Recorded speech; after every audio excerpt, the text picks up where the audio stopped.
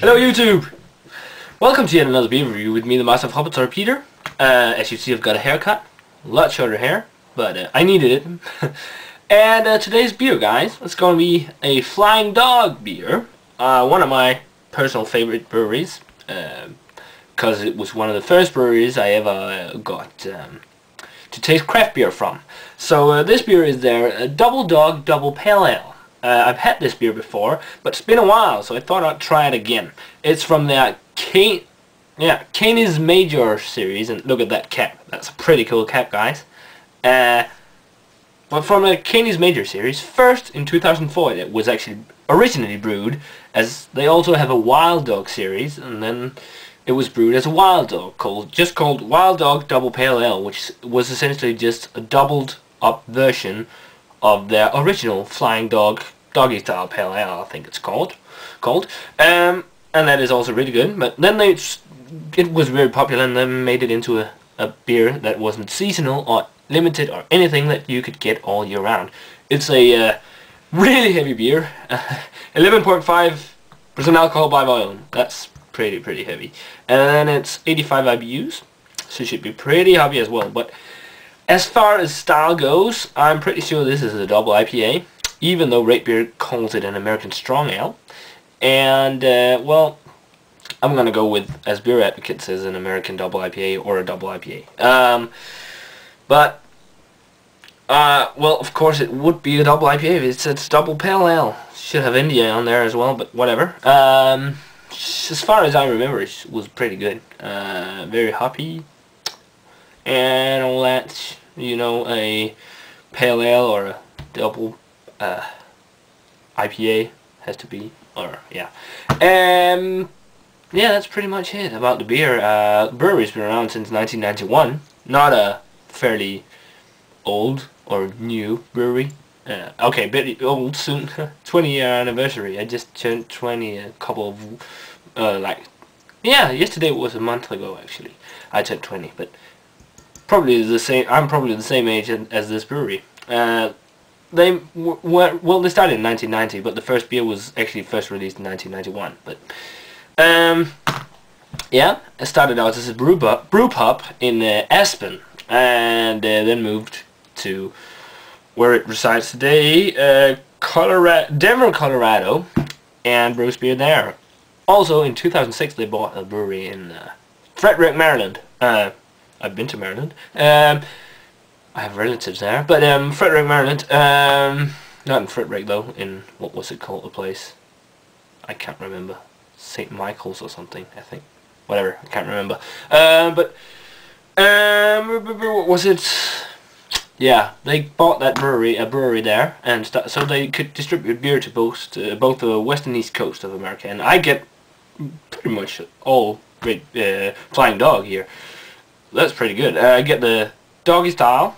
Well, there are some I don't get anymore. I might get them again, I don't know. But I've had the Flying Dog Classic Doggy Style Pale Ale thing. And then I had the In-Heat Wheat, which is a Hefeweizen, or a Weizen Ale, or whatever you call it. An American interpretation of the Hefeweizen. But, and then I also had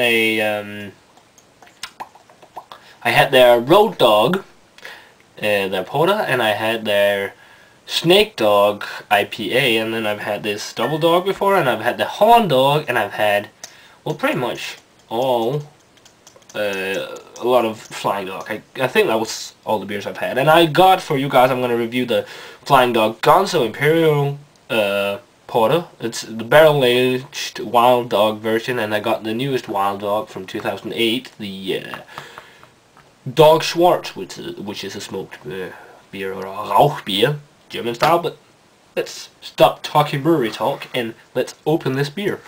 As far as I remember, it's pretty good. Yeah, Hunter S. Thompson, a American writer, says here, good people drink good beer. He had some tie-ins with the brewery, I don't really know. Good beer, no shit is a thing he said as well, I can't really remember. But he's an American writer, and that's also the guy who inspired them to brew the Gonzo, the regular Gonzo. Okay, this one is not really fresh, but smells very hoppy still. Gonna use my tulip glass, golden drac tulip glass, but let's just get this beer poured, guys.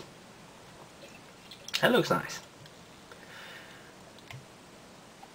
Okay, I want to get some head on here. And I did. Okay, maybe a bit hefty head, but delicious. Okay, let's check out the color. Orange, amber orangey color, dark orange. Sort of a nice, looks a bit creamy this head, but I'm pretty sure that's gonna evaporate fairly soon. I'm not sure. But it looks very nice actually. I love that color. But yeah, that color looks really nice. Another thing I love about Flying Dog is their labeling. Look at that dog. Like either it's trying to catch 2 pints of beer or throwing them up. I'm guessing it's trying to catch like a.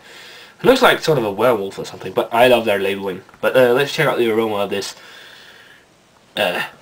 double dog. Smells quite hoppy. Still malty as well. Sort of your regular pale ale, double IPA smell. Quite malty, quite hoppy. Maybe a bit citrus as well. Smells pretty good. Doesn't have a very powerful aroma to it. Not too powerful now. But let's check. Yeah. And by the way, it's dry hopped as well. And dry hopped, told you guys before, it means you add dried hops during the fermentation of the beer, but usually in the first or second week. But let's check out this beer.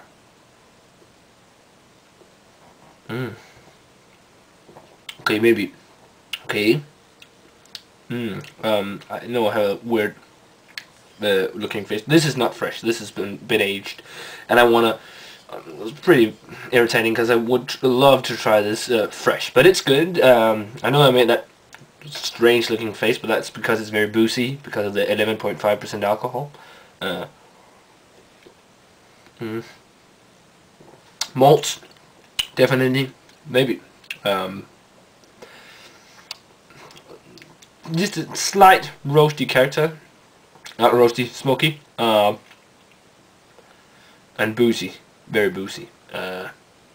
Sort of, or in the way over in like barley wine type of boozy beers, but still quite hoppy.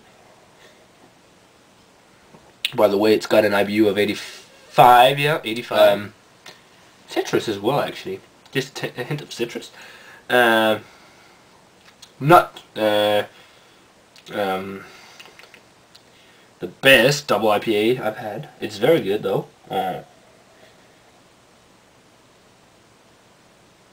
Body, almost a medium body. Yeah, a medium body. Not full body, not a weak body.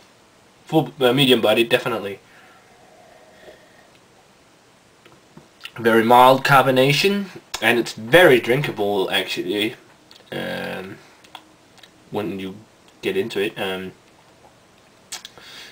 the biggest minus I got about this, it's a bit too boozy. I think 11.5%. That's a very heavy beer. That's the only problem I got with it. It's quite hoppy, but not as good as I remember it though. That might have been because this is not fresh, so the hops aren't as present as they could have been. It's been aging for about a bit more than a year or more, so the hops aren't too fresh anymore. But definitely a hoppy character, a hoppy bite. Also some spice as well, but a good solid double IPA. Bit too boozy. It's not a barley wine, guys. It's a double IPA. Double IPAs, Imperial IPAs are usually high in alcohol, but 11.5, that's for me a bit over the top when it's not well hidden. But that also might have been because of the aging of the beer. But that color is very amazing, cloudy, dark orange. But rating wise, probably gonna rate this in like the IBUs. No, 85. Yeah, like the IBUs. It is definitely a good pale ale, but a double IPA, but a bit too boozy, in my opinion. Well, I'm quite malty also, but I'm so irritated. The hops are quite present though, but not too present. I would love to try now a fresh batch, but I'm probably not gonna get that. But it's pretty good double IPA. 85 from me, you guys. Pretty sure all you Americans can get Flying Dog. I'm pretty sure. Maybe not the Wild Dogs, but at least this one I'm sure you can get. Check it out. If you like it, you like it. If you don't, you don't. But check it out. Check out my other reviews, guys. Please do. Please subscribe if you like him. I really love doing them. And check out this Flying Dog Double Dog Pale Ale. I liked it a lot. It was quite good, but too boozy, and that's why I'm rating it 85. And cheers, you guys. Check out my other reviews, as I just said, and I'll see you next time.